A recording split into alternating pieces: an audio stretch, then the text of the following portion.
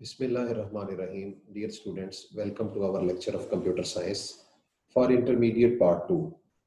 हमारा आज का मौजू DBMS के फीचर्स हैं। तो शुरू करते हैं। हमारा पहला जो फीचर है DBMS का वो है डेटा डिक्शनरी या इसको रिपोजिटरी भी कहते हैं।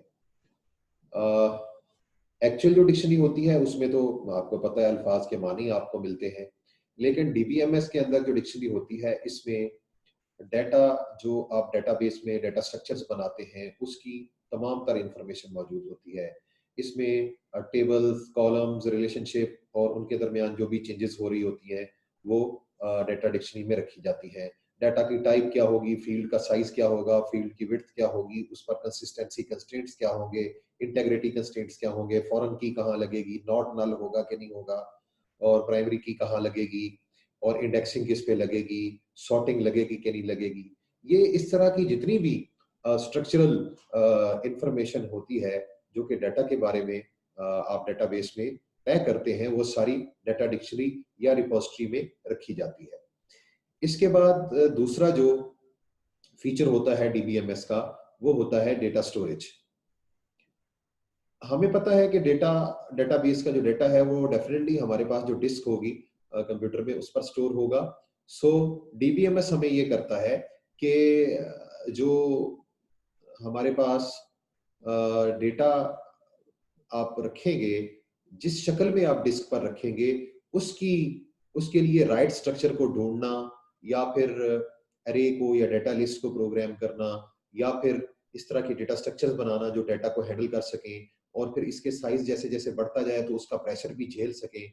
तो ये डेटा स्टोरेज का भी फीचर DBMS में मौजूद होता है। उसके बाद डेटा ट्रांसफॉर्मेशन एंड रिपोर्ट्स एक फीचर है। ये बेसिकली डेटाबेस से डाटा निकालने और फिर उस डाटा को मुख्तलिफ शक्लों में या फॉर्मेट्स में ढालने और फिर उसको एक खास और मुनासिब तरीके से अप्रोप्रिएट यूजर्स को पेश करने का नाम है। और यूजर जो है वो बेसिकली रिपोर्ट जनरेटर का एक टूल होता है इसमें, जो इस्तेमाल करके वो पेज नंबर्स को फॉर्मेट कर सकता है, डेट्स और उसकी फॉर्मेट, टाइटल्स और कॉलम हेडिंग्स, यानी वो अपना तमाम डाटा डेटाबेस से निकाल भी सकता है और फिर इसको प्रॉपर तरीके से डिस्प्ले करके वो रिपोर्ट्स भी बना सकता है DBMS के जरिए। उसके बाद DBMS का अगला फीचर है सिक्योरिटी मैनेजमेंट। डेफिनेटली हमारे पास DBMS का ही ये काम होता है कि वो डेटाबेस की सिक्योरिटी को देखे कि जो यूजर्स हैं वो इसमें किसी तरीके से भी इसकी एक्सेस को ब्रीच ना कर सकें। जिस यूजर को जिस तरह के राइट्स हैं और जो उसका रोल तय कर दिया गया है, DBMS ने जो रोल तय कर दिया है वो उससे बिल्कुल बाहर ना जाए।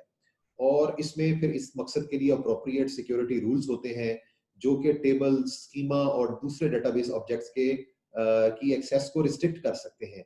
अगर किसी को जो है वो क्रिएशन के राइट्स हैं तो वो सिर्फ क्रिएट कर सके, जिसको मॉडिफिकेशन के राइट्स हैं तो वो मॉडिफाई कर सके, और जिसको सिर्फ रीड ओनली राइट्स हैं तो वो रीड ओनली राइट्स तक ही महदूद रहे। तो सिक्योरिटी मैनेजमेंट एक बड़ा पावरफुल फीचर है जो कि DBMS हमें प्रोवाइड करता है। इसके बगैर तसव्वुर नहीं है हम कि किसी तरीके से भी हम डेटाबेस को हैंडल कर पाएं और ऑन गोइंग जो ट्रांजैक्शंस हैं उनको किसी तरीके से मैनेज कर पाएं। सिक्योरिटी मैनेजमेंट एक बहुत बड़ा और पावरफुल और नेसेसरी फीचर है जो DBMS हमें प्रोवाइड करता है। इसके बाद जो फीचर है वो है बैकअप एंड रिकवरी मैनेजमेंट। ये भी एक बड़ा पावरफुल फीचर है। हमें पता है कि डाटा अगर लॉस हो जाए तो उसको रिकवर नहीं किया जा सकता अनटिल अनलेस हमारे पास उसके पास उसकी एक कॉपी मौजूद हो। तो हमें ये बैकअप करने का भी तरीका प्रोवाइड करता है DBMS, और उसको रिकवर करने का तरीका भी प्रोवाइड करता है, क्योंकि डाटा डेवलपर से बाय मिस्टेक भी वो डिलीट हो सकता है, किसी तरीके से एक्सीडेंट्स के जरिए भी डाटा, हार्ड डिस्क भी बर्न हो सकती है, कुछ भी हो सकता है। तो डाटा अगर लॉस हो जाए तो DBMS हमें डाटा लॉस से बचने के लिए एक मैकेनिज्म फराहम करता है कि हम अपने जो लॉग्स हैं या फिर पूरी की पूरी डेटाबेस या उसके डिफरेंट जो ऑब्जेक्ट्स हैं उनको बैकअप कर सकें, और उस बैकअप को अलहदा से अपनी प्रेमिसेस से अलहदा भी रखें, और फिर उस बैकअप को रिकवर करने का भी ये हमें फैसिलिटी प्रोवाइड करता है। इसके अलावा कुछ यूटिलिटीज होती हैं DBMS जो हमें प्रोवाइड करता है।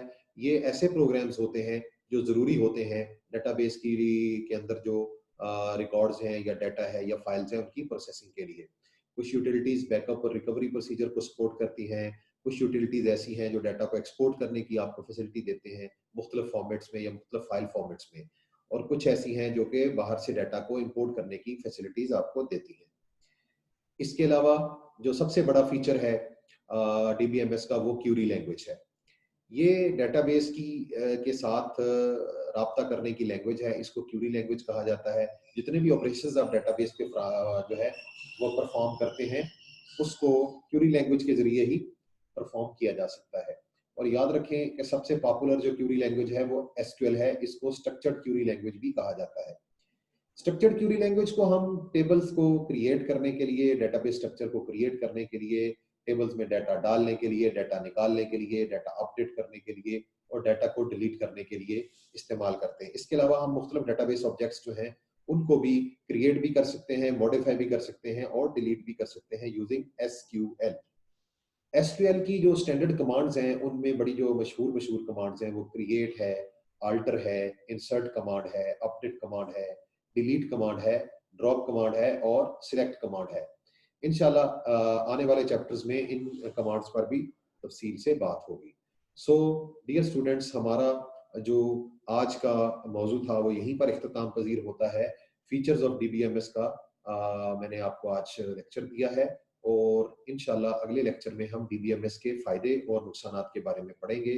तब तक के लिए अल्लाह हाफिज।